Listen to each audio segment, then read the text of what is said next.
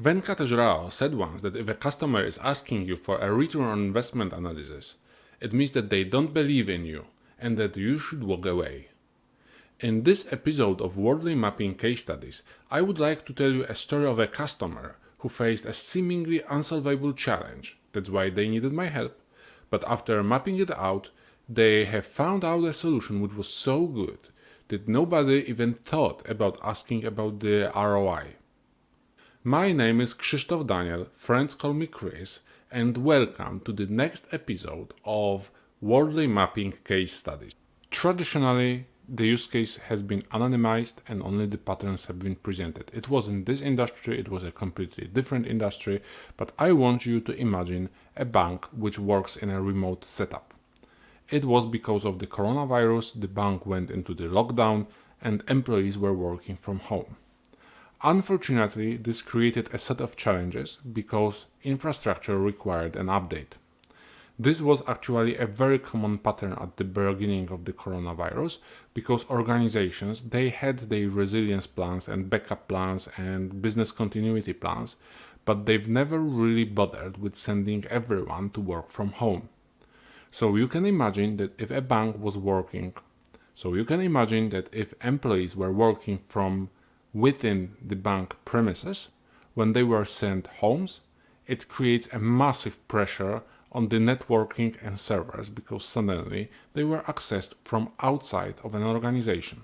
It was even more complicated by the fact that a bank is a heavily regulated industry, and it was even more complicated by the fact that banking is a heavily regulated industry, so changing things in this environment isn't easy.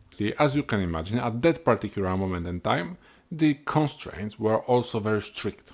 So from one point of view, the bank had to modernize its infrastructure.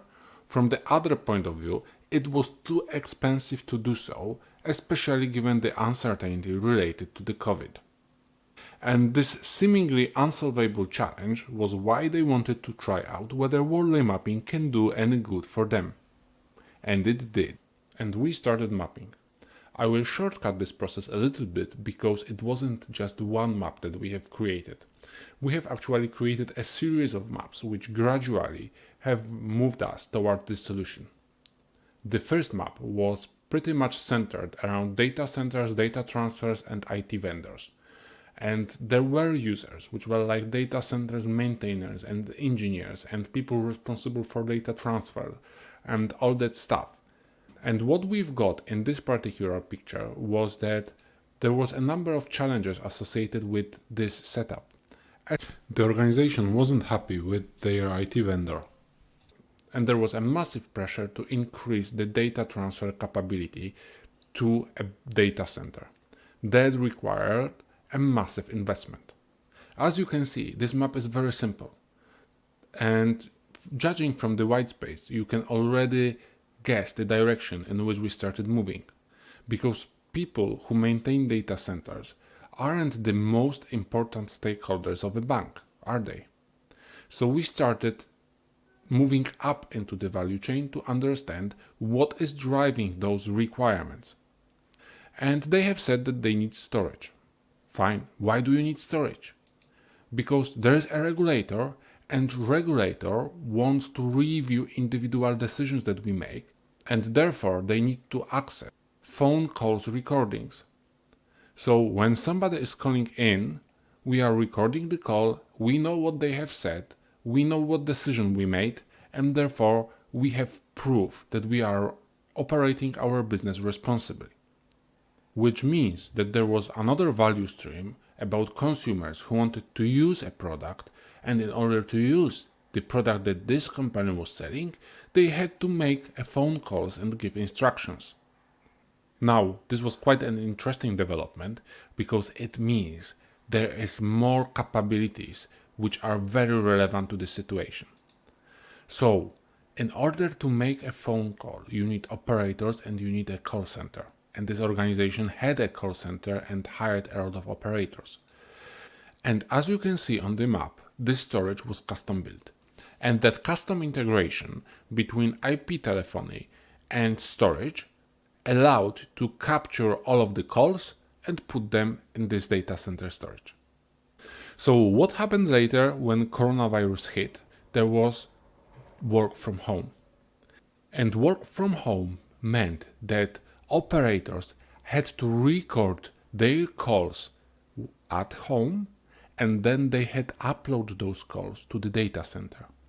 This exhausted the data upload capacity, or even providing more data transfer wasn't actually a solution because the investment had to be made on both ends, for the data center and for the employees. This organization had KPIs like how much does it cost to store a single call? How many calls do they have? How much does it cost to maintain the integration? How much does it cost to operate the data center, etc., etc., etc. And they were trying to make sure that year over year, those KPIs are going down. When you look at a map like this, you might start wondering whether you can swap some of those components. So what we have realized in the workshop was that if you were a company providing an IP telephony, you should be working on building regulatory compliance and call recording. That's just natural. We did the check and they had this service. So at the end of the workshop, we have arrived to a position where the solution for all of their problems was to sign a new contract with the IP telephony provider and get rid of all of the problematic stuff. Very simple, very beautiful, breaking all of the KPIs. Just pause here and think for a second how KPIs that they have created for the previous situation trapped them in that situation despite the world evolving much further. I'm really proud of that. Patterns and lessons learned. First of all, everything evolves. When you create a solution to address a particular need or challenge, it starts decaying from day one. Your competition and your providers are constantly improving their products. That's the nature of the free market, which means that you have to monitor how the market is changing, because adopting products which are already there, which require perhaps a signature, paycheck, and relatively small integration, can save you quite a lot of money. Another lesson learned is that if you face a problem which is very difficult or nearly impossible to solve, it may be worth zooming out. In this particular case, looking at how to increase the data transfer capacity for a particular data center was a problem which was nearly impossible to solve on a technological level. But when you evaluated the entire context, the solution was there, the solution was simple and very financially efficient. Another thing is that it's effectiveness over efficiency.